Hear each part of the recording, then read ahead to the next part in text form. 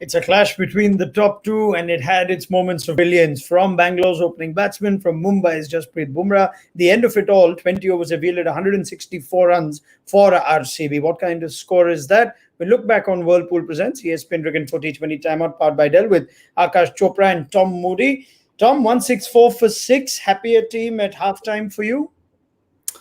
Look, I would have thought Mumbai, purely because it looked like RCB were on track for 180 plus. We know that at times the pitch can slow down, which it seemed to slow down a little bit towards the back end of the innings. But, you know, they set a perfect platform, the opening pair, and they just failed to capitalise on it, and mainly because their main two world-class players in Kohli and de Villiers didn't fire tonight. We'll talk about that a little more in detail, but you'll go with that initially. Akash, agree with Tom, Mumbai the happier team? 100% for a variety of reasons. Of course, pitch slowing down. So what are the signs, the telltales of a pitch slowing down? That spinners should get some purchase in the first innings, and then it can further slow down, even though we are expecting a little bit of dew. And if that comes, of course, that gets negated completely. But Rahul Chahar conceded 43 in 4 overs. Krunal Pandya wasn't turning the ball at all. Of course, he was economical, but he was not turning the ball at all. So when you just purely look at the two spinners and how they've bowled, you expect the pitch to play as is, or with the help of dew, a little better. So Mumbai Indians, they have to be the happier side.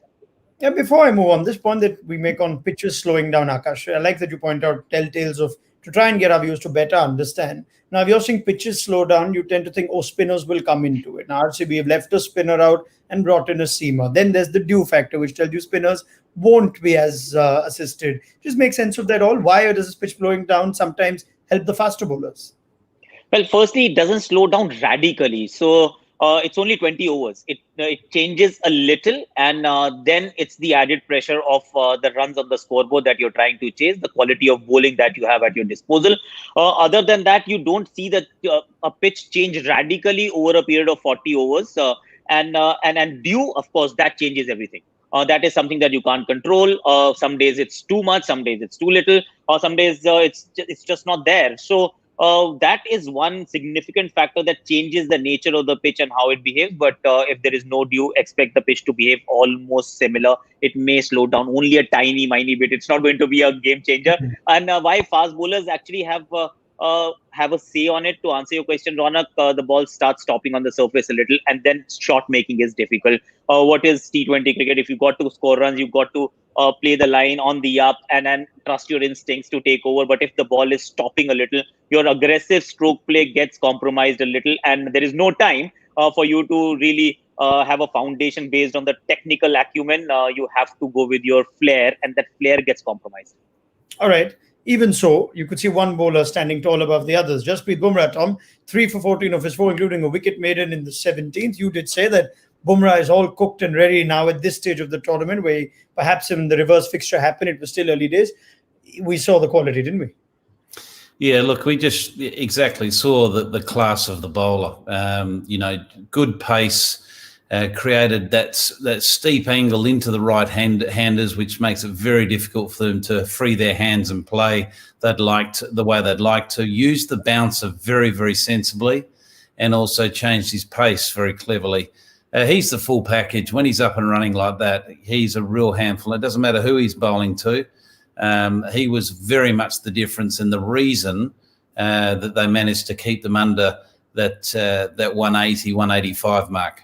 What does Bumrah do right? That's James Pattinson, who's got the skill set as well, Akash. What does Bumrah do right on days like this when he goes at 3, 4 and over, whenever some of the other fast bowlers go over 10, 11? Yeah, that's a fair yardstick, actually. When you see the most expensive bowler in the same category, or you see the most expensive and the most economical. Of course, Bumrah is head and shoulders above the rest in this game. The most expensive bowler conceded 43. What does he bring to the table? But before that, I want to point out one more thing, that Rohit wasn't there, but Pollard was captaining as if it was Rohit on cue. Every single thing, that Virat Kohli wicket, few dot balls, and then you throw in Bumrah, you play with the ego. You know that Kohli has to go because DEVDUTT PADIKKAL is actually batting well, better of the two on the night because of the form. he played with the ego and he eventually dismissed him. So that I think was a smart bit of captaincy. Bumrah has dismissed him in the same fashion earlier as well. What he brings to the table is that extra bounce, that steep bounce from a length where you just can't hit. The ball is always hitting on the sticker, the higher side of the bat. We call it the heavy ball. Heavy ball is nothing but just the fact that ball is hitting higher on the bat, and you feel that it's just missing the middle of the bat, and then the accuracy. See, every plan is as good as its execution. His plans are outstanding, execution even more so. Yes, Tom.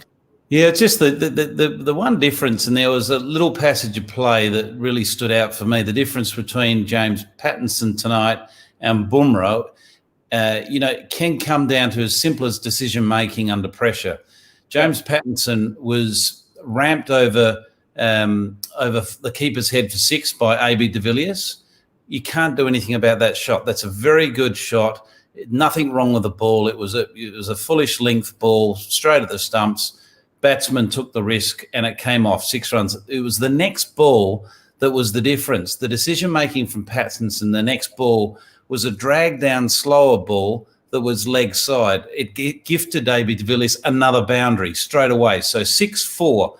So that is the difference in, to me, a bowler of Bumrah's quality, but also someone that's in form against someone that's finding form, is the clarity around their decision making. It was a poor selection of delivery after that ball being ramped for 6.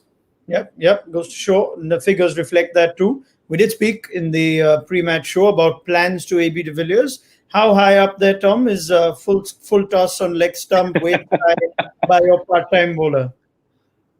The most important thing is to be unpredictable. And I think if you're bowling your best ball to AB de Villiers, you're kidding yourself. And I think Pollard out of everyone is unpredictable.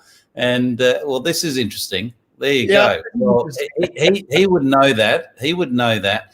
But the thing about Pollard is that, he's a very, very smart cricketer. He's been around the traps a long, long time. Now, look, he's 6'6" or close to.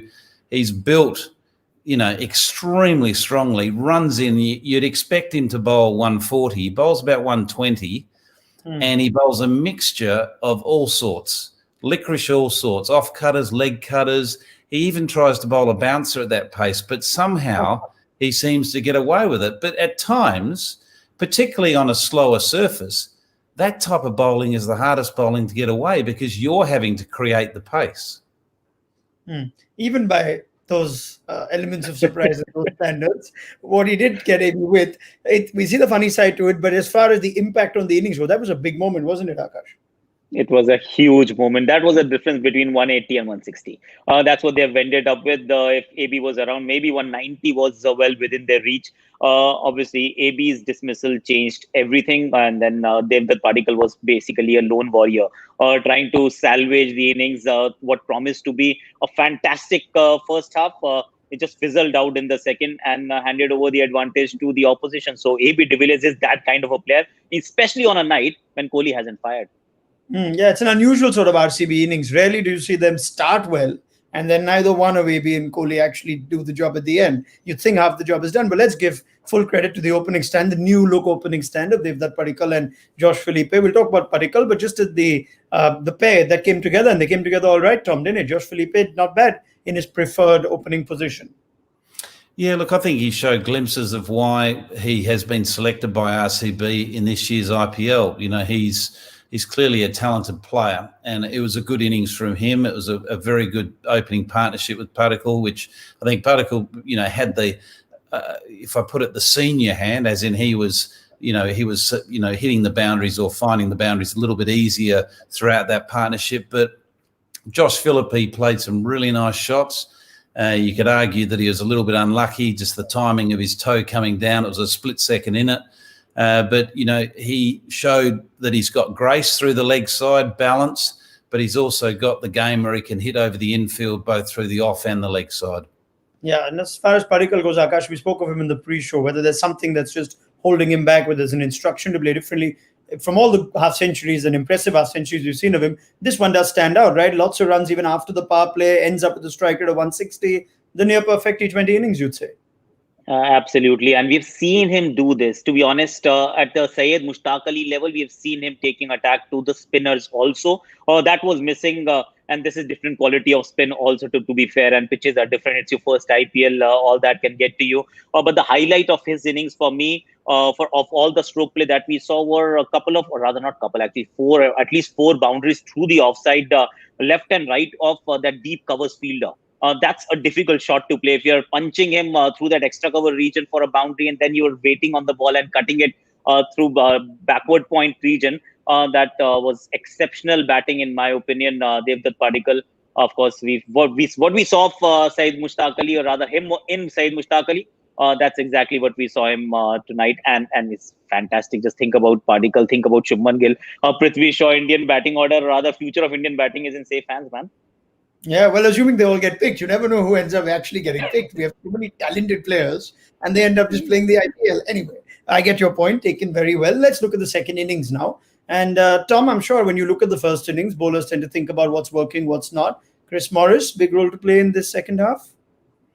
Yeah, look, he's bowled well, and he's been pivotal to RCB's success. You know, to me, since he's been included in the playing 11, he's been, an important part of their positive momentum. He's managed to take wickets regularly.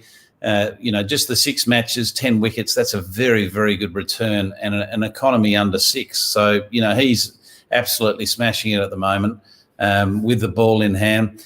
And I think he'll enjoy bowling on the surface. He's got good pace. He can get it above 140, but he's also got good change of pace, which I think is going to be really important on this surface.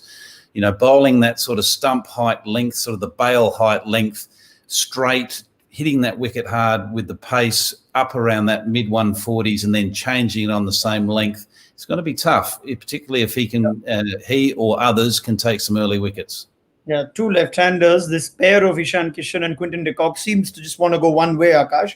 Should be a mouth-watering prospect with Washington Sundar in the power play, you'd think. Well, yes, because he has to be utilized to begin with. Of course, 2 left-handers. Washington Sundar in the power play overs has been exceptional. But there is a certain Dale Steyn in the side as well, who you want to give the new ball. If that happens, then Chris Morris is not exactly bowling with the new ball. He may just end up bowling the 5th or the 6th over. I'm curious to see how Virat Kohli rotates his bowlers, because this game can only be won against Mumbai Indians by taking wickets. And for that to happen, you may have to be a bit more innovative as compared to whatever has happened in the season thus far. And you win today, you have your fortunes in your hand. Otherwise, it may just slip up very quickly. So I think I'll keep my very close eye on Virat Kohli's innovations as a captain. Yeah, 165 to get. You think on an ideal day that Mumbai should get these, Tom, but is there any inkling that you're getting that this is going to be closer than we expect? I think it'll be close. I think the surface itself dictates that. It's going to be one of those surfaces also that you've got to understand, if Mumbai lose wickets in the middle of the innings, it's hard for batsmen to come in and suddenly find the rhythm of their game.